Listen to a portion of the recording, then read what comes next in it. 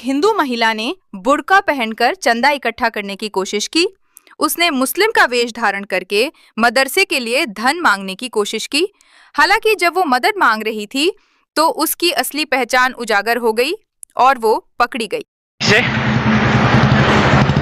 Collection কৰিব আহিছে কিন্তু কিয় পলাইছে? পলাব লগা কিয় হৈছে? কিয় পলাইছে আপুনি? আপুনি কিয় পলাইছে?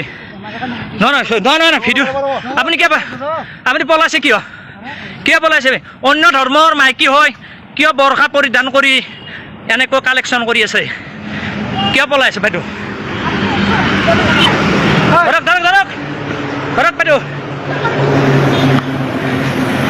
নহয় বাইদেউ ভিডিঅ'টো একো ডাঙৰ কথা নহয়। আৰু স্বীকাৰ কৰিছে মৌচুমী বৰ্মন এনেকৈ বৰখা পৰিধান কৰি এয়া আমাৰ মুছলমানৰ কলংক কৰিব আহিছে। ঘগ্ৰাপাৰতে হওক বিভিন্ন বাছ কালেকশ্যন কৰি আছে। গতিকে এইসকলে কলংকিত কৰি আছে আমাৰ অসমখন। ল'ৰা মাদ্ৰাছাত পঢ়াৰ কথা কিয় কৈছিল আপুনি? আমি পইচা দিম কথা নাই, মাদ্ৰাছাত পঢ়িছে কিবা স্কুল পঢ়িছে, কি কাৰণত কৈছিল আপুনি? হা এনেকৈ ঠগবাজি কৰিব আহিছে। দি আছো বাইদেউ কালেকশন কৰিব আহিছে কিন্তু কিয় পলাইছে? পলাব লগা কিয় হৈছে? কিয় পলাইছে আপুনি? আপুনি কিয় পলাইছে?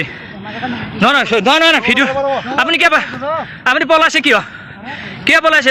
অন্য ধৰ্মৰ মাইকী হয় কিয় বৰখা পৰিধান কৰি এনেকৈ কালেকশ্যন কৰি আছে? কিয় পলাইছে বাইদেউ? ধৰক বাইদেউ।